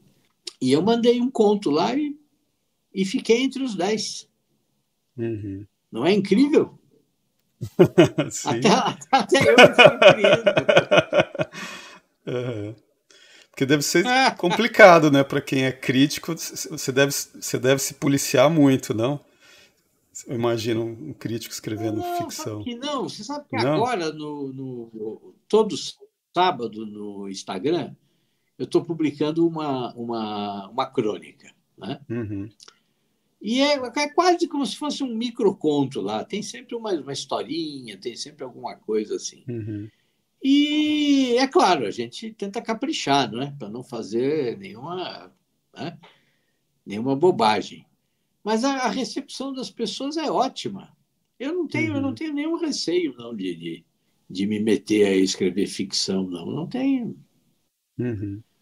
Assim, da mesma forma como eu critico, eu poderia ser criticado, e faz parte do jogo. É isso que as pessoas não conseguem entender. Quer dizer, não há nenhum dilema nisso. Quer dizer, é natural. O sistema cultural deveria funcionar assim com absoluta naturalidade, entendeu? Mas aqui tudo é muito complicado, né? Uhum. Todo mundo leva muito a sério a sua reputação, né? Seu orgulho, né? Entendeu? Não tem porquê, não é uma coisa... Uma vez, Rodrigo, o Bruno Tolentino veio me perguntar a minha idade. Aí ele ficou, você tem tempo para fazer muita coisa ainda. Eu falei assim, eu perguntei, mas como assim, né? E ele me deu a entender que, na opinião dele, a pessoa tem que aproveitar a energia que tem da juventude e da fase adulta, porque para ele, pelo que eu entendi, quando a pessoa envelhecia, já perdia essa energia criativa, não sei o quê. Você acha que tem isso? Eu acho que não tem nada a ver, pô. O Conrad publicou o primeiro romance com 40 anos. O Graciliano começou a escrever aos 40 também. Sim, mas e os últimos? Quer dizer, começou a escrever, não. Quer dizer, publicou, né? Uhum. Sim, mas eu digo, você acha que Don Quixote, né, também, né? Don Quixote, o Cervantes começou com 50. Exatamente, Don Quixote. Bem lembrado. Sim, mas eu digo assim, um cara que já começou com 50 e tal, mas ele pode ainda, na sua opinião, chegar aos 80 e de repente publicar, nossa, um grande livro melhor do que todos os outros? Claro que pode. Por que não? Não, eu estou perguntando, porque o Bruno Tolentino veio com essa história para mim, entendeu? Não, eu acho isso uma tremenda bobagem. Não vejo problema nenhum. Eu acho que a idade não é impedimento de nada. O que é isso? Uhum. Acho que a Hilda Hilst tinha essa conversa também, né? Que a Hilda Hilst é assim, ela chegava e falava assim, eu já escrevi 40 livros, não aguento mais, então não quero saber. Também tem aquela história, não tem as cartas do Mário de Andrade com o Fernando Sabino, não tem uma história assim, que o Mário fala, se você tem 25 anos, então você ainda tem tempo para ser um bom escritor, entendeu? Eu acho isso uma besteira fenomenal, porque assim, não tem nada a ver, não quer dizer nada. A única vantagem que eu vejo de começar cedo é você ter algumas décadas para escrever bobagem e tirar isso da frente. Principalmente antes da internet, para ninguém ficar sabendo, né? Como a gente fez, nossa. assim. Que, nossa, quando a internet começou, depois eu pensei mais recentemente, nossa, ainda bem que não tinha internet quando eu tinha 20 anos, assim. Eu porque, também. Senão, tanto de besteira que as pessoas iam ler. Tá louco. Da minha parte, né? Besteiras da minha parte. É porque pensa assim, quanto mais velho você fica, né? Quer dizer, se você está lúcido, se você não está com nenhum problema aí grave de ordem aí mental, né? Quer dizer, a tendência qual é? Bom, é que você veja a vida de uma outra maneira, muito mais, né, diversificada, você tenha muito mais experiências, você domine muito mais a língua, você tenha lido muito mais, você tenha vivido muito mais, você tem muito mais coisa para contar, pô. Quer dizer, a lógica é exatamente o contrário. Quer dizer, concorda, Alexandre? Inteiramente. As pessoas são muito derrotistas, porque eu vejo isso em tudo. Assim, eu vejo pessoas de 20 anos perguntando: é tarde demais para aprender uma língua? A pessoa de 20 anos perguntando se é tarde demais para aprender uma língua. É isso, pô. É um absurdo. O que é estranho com o tempo é que a gente mede o tempo a partir da nossa idade, né? Por exemplo, uma criança que ficou presa na quarentena 2 anos, uma criança de 4 anos, é metade da vida dela, né? Pra gente, assim, foi puf. Então, assim, um cara de 20 anos já tá se achando um adulto, né? Sem dúvida. Isso é outra história, né? Porque todo mundo diz isso, mas é verdade. Os escritores de outras gerações, eles tinham uma experiência de vida muito variada, né? Tinham trabalhado no mercado de peixe, pescador, caçador, claro, foi para a guerra. Exatamente.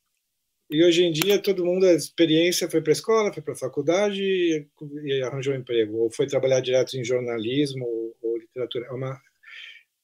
E isso é uma estreiteza de visão de mundo que a literatura moderna tem, né? E é difícil se livrar dela. Claro. E aí o que acontece? Ficam com essa temática que são sempre essas angústias pequenas, né? Sabe como é que é? Quer dizer, ficam aí com essas dúvidas existenciais, né? Quer dizer, então, e aí o que acontece? As temáticas ficam se repetindo, né? E fica essa coisa, essa outra mania que a gente tem hoje de usar esse narrador em primeira pessoa, né? Sim, isso me cansa muito. Isso. E também assim tem uma certa tendência também a escrever sempre no tempo presente, né? Ninguém mais quer usar o narrador onisciente e falar no passado, né? E acham que o narrador onisciente é uma coisa que impede de você desenvolver a sua... ele tira o caráter verossímil da história, né? E outras bobagens, né? Deve ser considerado meio fascista também, né? Porque você está impondo uma visão. Também, exatamente. Eu falo assim, gente, olha, faz o seguinte, vai ler Balzac, pô. Depois a gente conversa, entendeu? Porque assim, não tem o menor sentido. Quer dizer, agora aí, essa coisa da experiência, imagine a vida do que deve ter sido a vida do Conrad durante a mocidade, né? Quer dizer, o pai dele era um revolucionário polonês que lutava contra o Império Russo.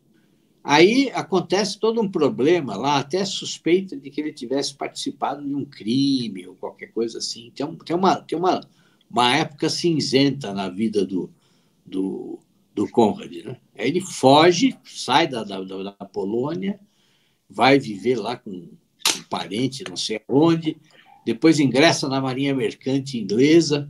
Quer dizer, imagine tudo que esse cara viveu, pô. É fascinante, né? O Coração das Trevas deve ter saído diretamente de alguma experiência, de alguma história que ele ouviu ali. Claro, né? Claro, ou ele próprio viveu de alguma maneira. Subindo o Rio Congo, lá, começando Marfim. Né? Exatamente. Exatamente, é isso mesmo. Agora, hoje, qual é a experiência que as pessoas têm? Né? Elas vivem fechadas num apartamento, né? Olhando para o próprio espelho e tem uma coisa que é engraçada, Rodrigo, que eu estava conversando com meu sobrinho. Meu sobrinho é escoteiro, né? Chefe de escoteiro.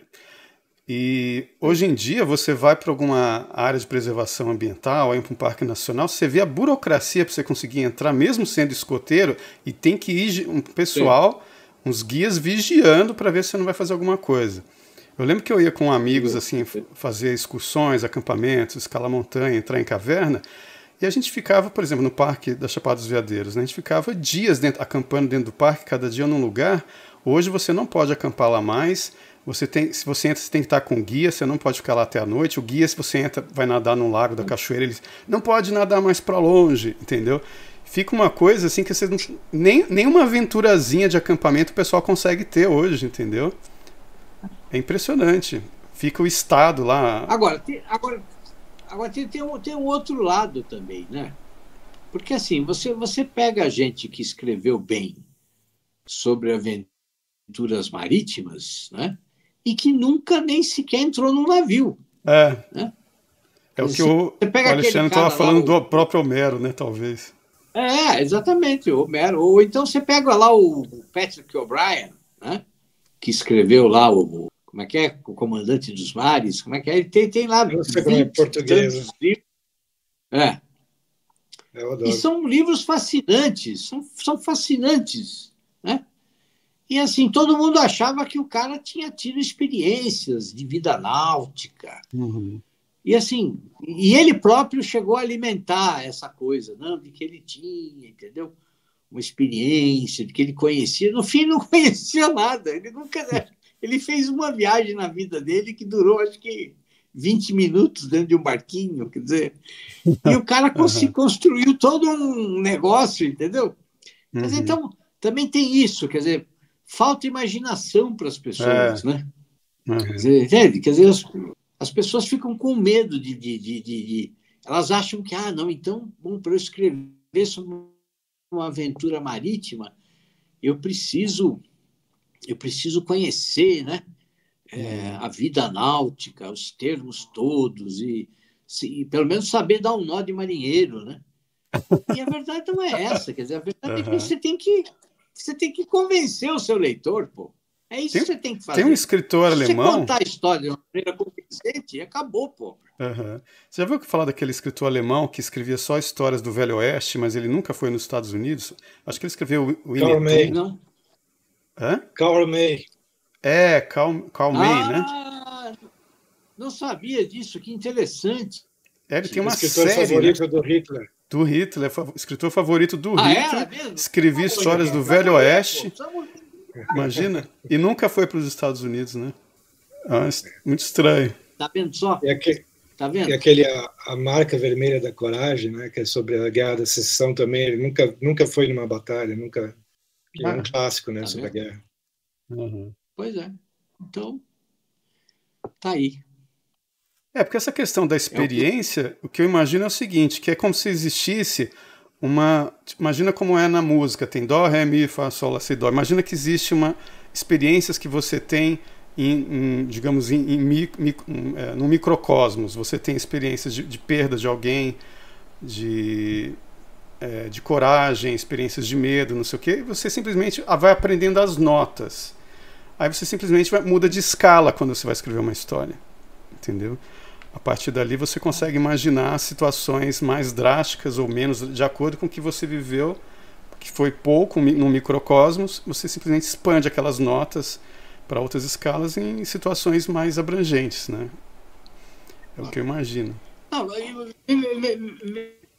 veja só, se a literatura dependesse exclusivamente da experiência, nós não teríamos 90% do que é das obras literárias. A gente não ia poder viver tudo, assim, né?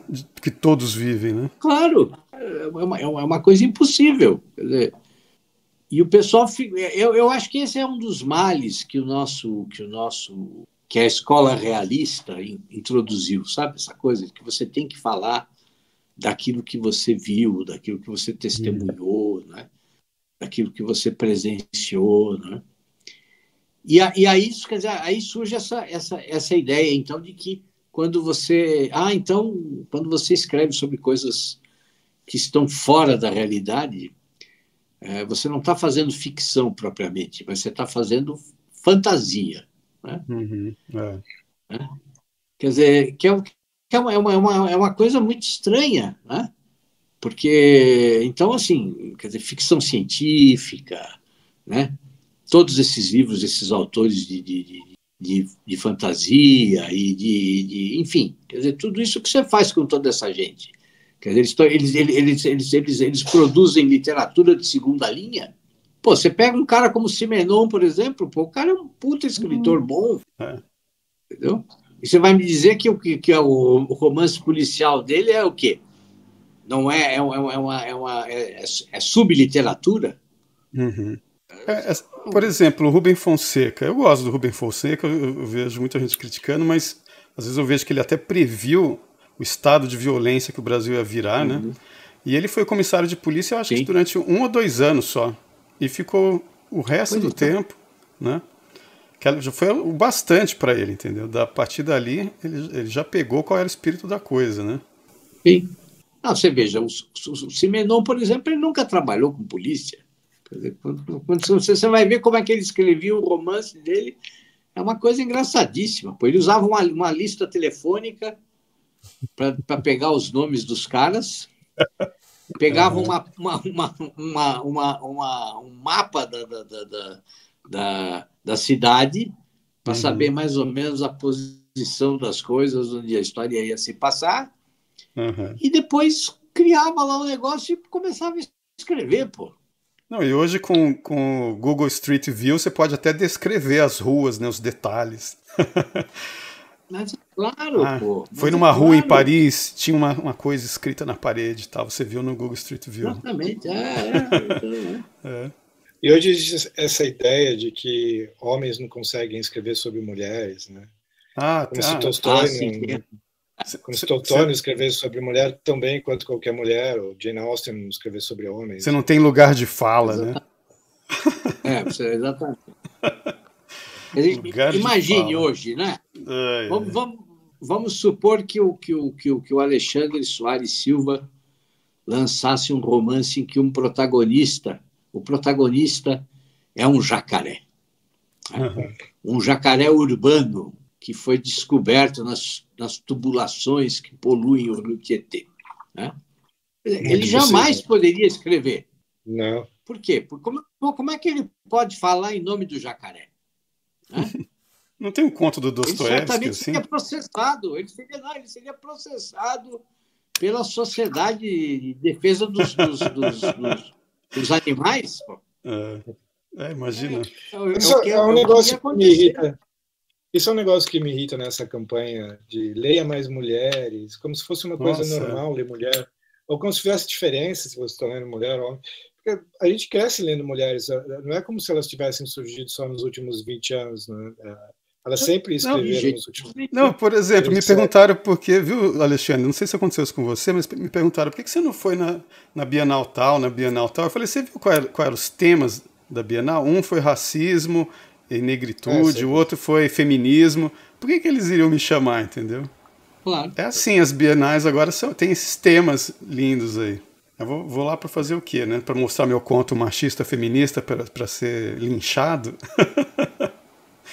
Não ia dar certo, entendeu? Impressionante. Politicamente correto está imperando, né? E qual a dificuldade? Porque a gente cresce ouvindo mulheres contando histórias pra gente, né? Não existe um machismo contra mulheres contando histórias. Isso não existe. Exatamente. Claro. Mas inventou-se isso, né? Isso é uma coisa que está sempre nos cadernos de cultura, a dificuldade das mulheres de escreverem. Qual a dificuldade? Sempre foram escritoras. Sempre houve até mais escritoras do que escritores, né? Porque no século XIX tinha a fama da mulher escritora que escrevia romances em 3 volumes, né? Muitas mulheres ganhavam a vida. Basta você pensar na Virginia Woolf, por exemplo. Quer dizer, se você comparar, tá? Vou falar agora uma coisa aqui que vai deixar muita gente chateada, mas se você comparar o trabalho, o conjunto da obra da Virginia com o conjunto da obra do James Joyce, o trabalho da Virginia, assim, é muito superior. Aquilo que foi no caso do James Joyce. Hã? Fiquei surpreso. Eu fiquei surpreso, não estava prevendo o final da sua sentença. Sim, porque você veja, aquilo que no caso do James Joyce foi uma coisa extemporânea, né? Quer dizer, um grande livro que abalou a coisa e que se tornou irrepetível, né? Quer dizer, você pega a obra da Virginia, se você vai analisar a obra romanesca dela, ela é muito mais sólida, muito mais coerente, muito mais, entendeu? Diversificada. Né? Agora, isso, você veja, ninguém fala isso. Uhum.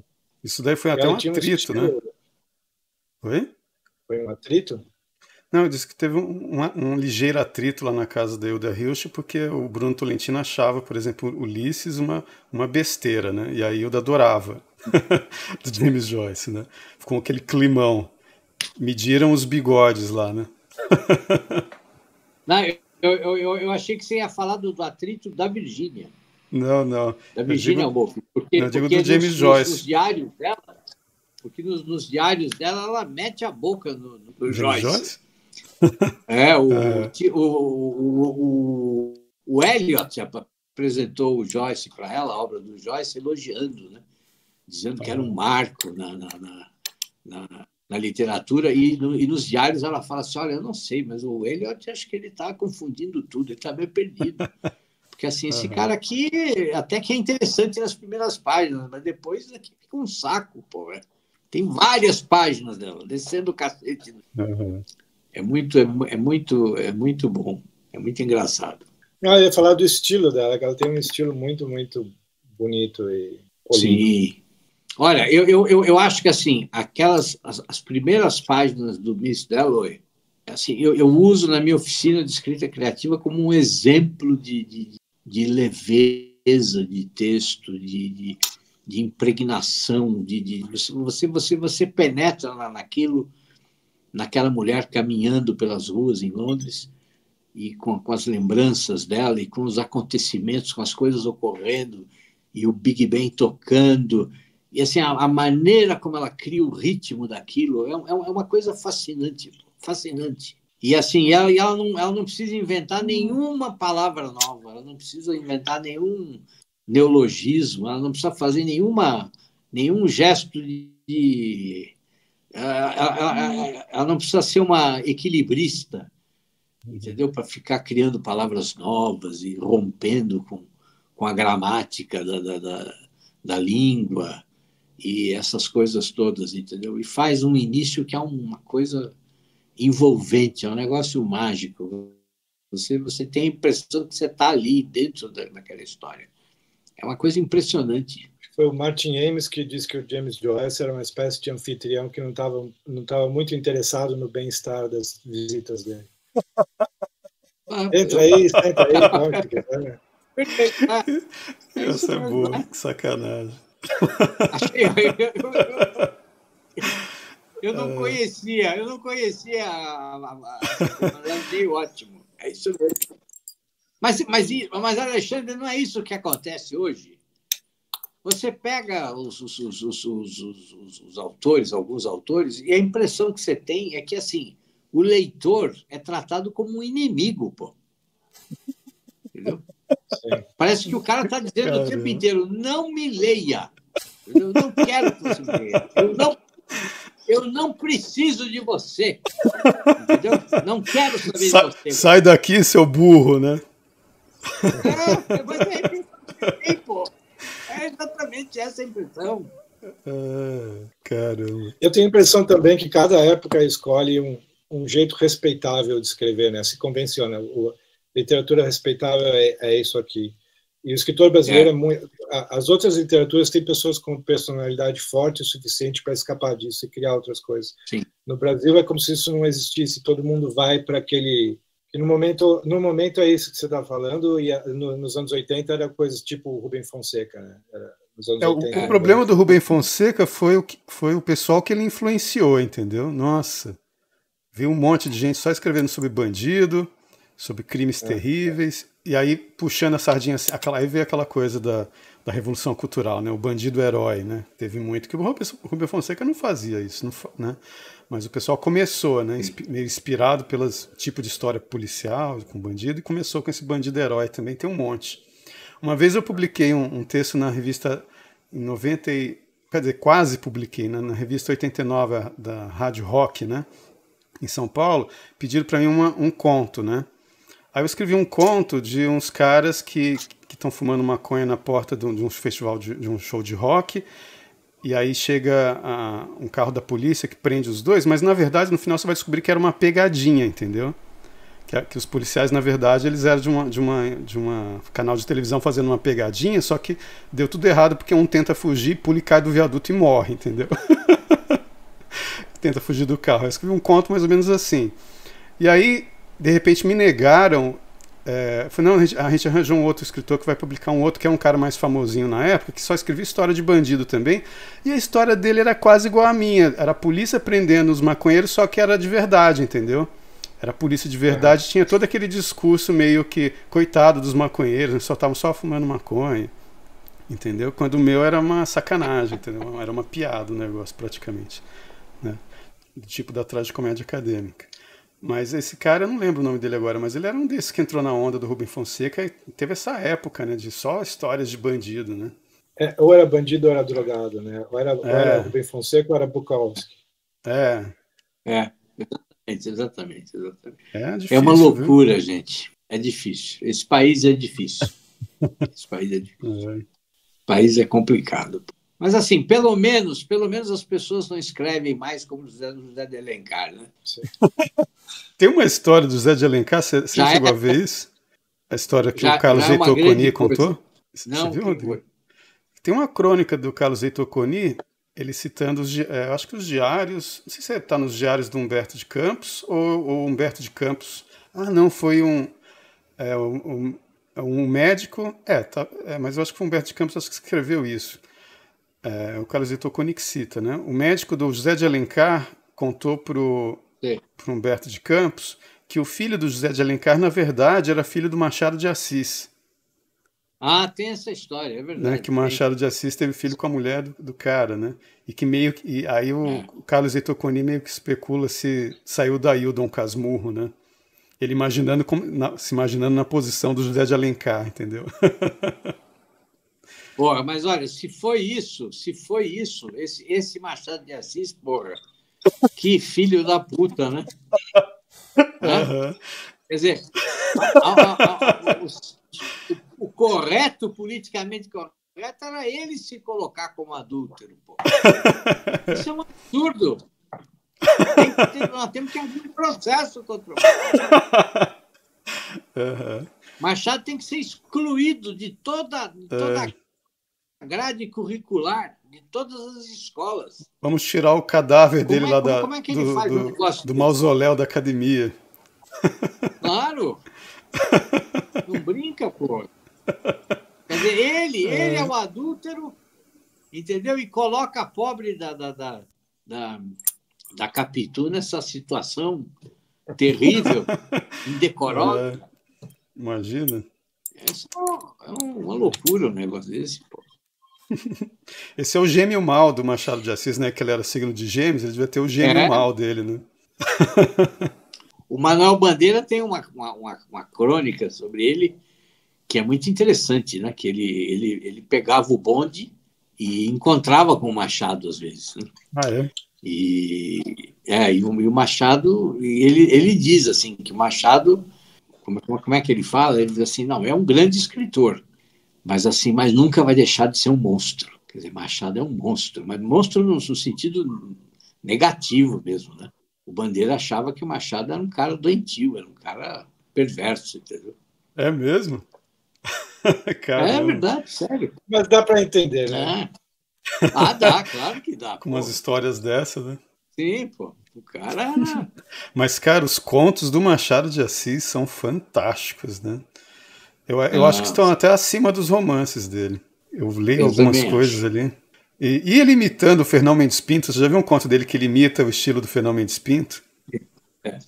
É muito bom aquilo. Ele é ótimo, ele é ótimo. Aquele como é o nome daquele conto que ele inverte a história lá da Odisseia? Né? Na Odisseia, a Penélope fica lá esperando pelo Ulisses, né? E ele pega e conta a história assim, que a Penélope pega e não fica esperando coisa nenhuma, o cara, entendeu? O cara chega de viagem apaixonado, depois de ter passado aí por vários lugares, porque ele era um marinheiro, várias né? Peripécias. Ela vira para ele e diz assim, meu filho, olha, não deu, viu? Fiquei aqui, não deu para ficar te esperando o tempo inteiro, viu? Partir para outra, porque a coisa não funcionou. É bom, viu? Tem um sadismo aí, né? Tem, nossa, bom. Bom, se você for falar em sadismo, tem a causa secreta, né? Aquele, então, é um negócio terrível. Né? Aquele conto é tremendo, pô. É uma loucura, né?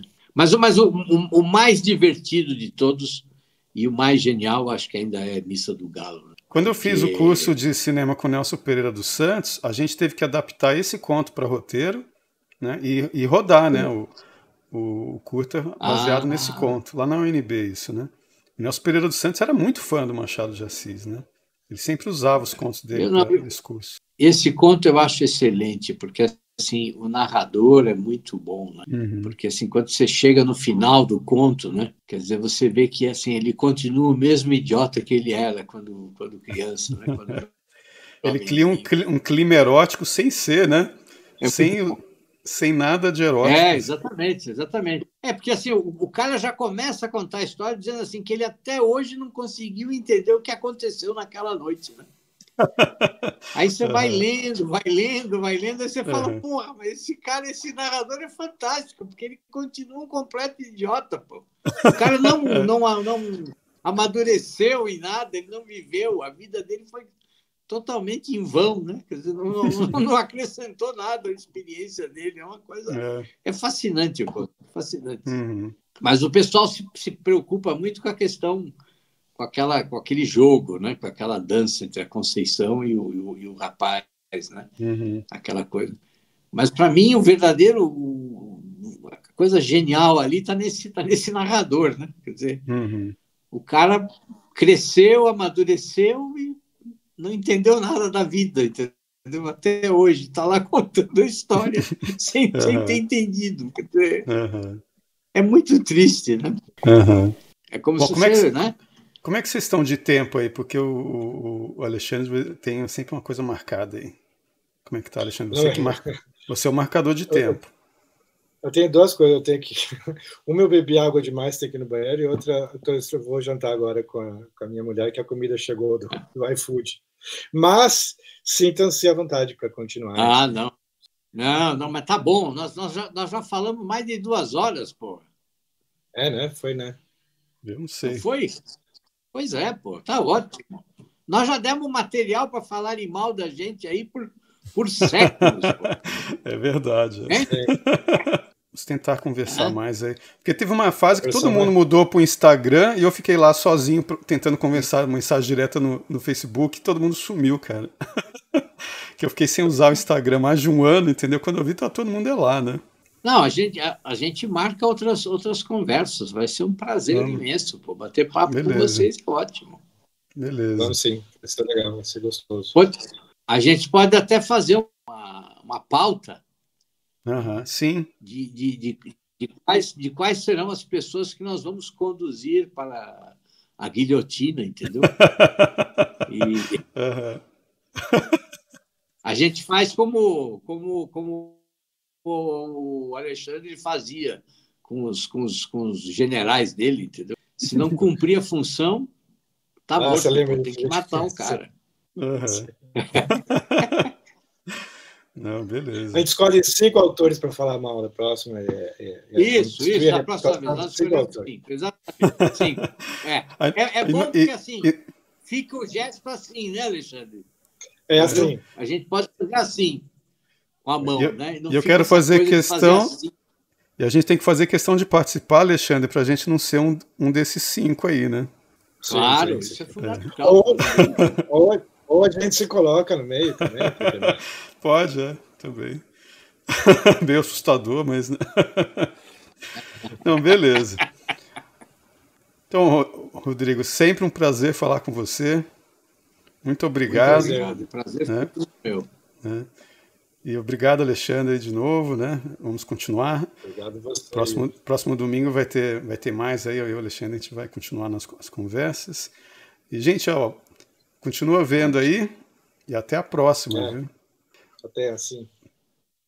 Tem um... Assim.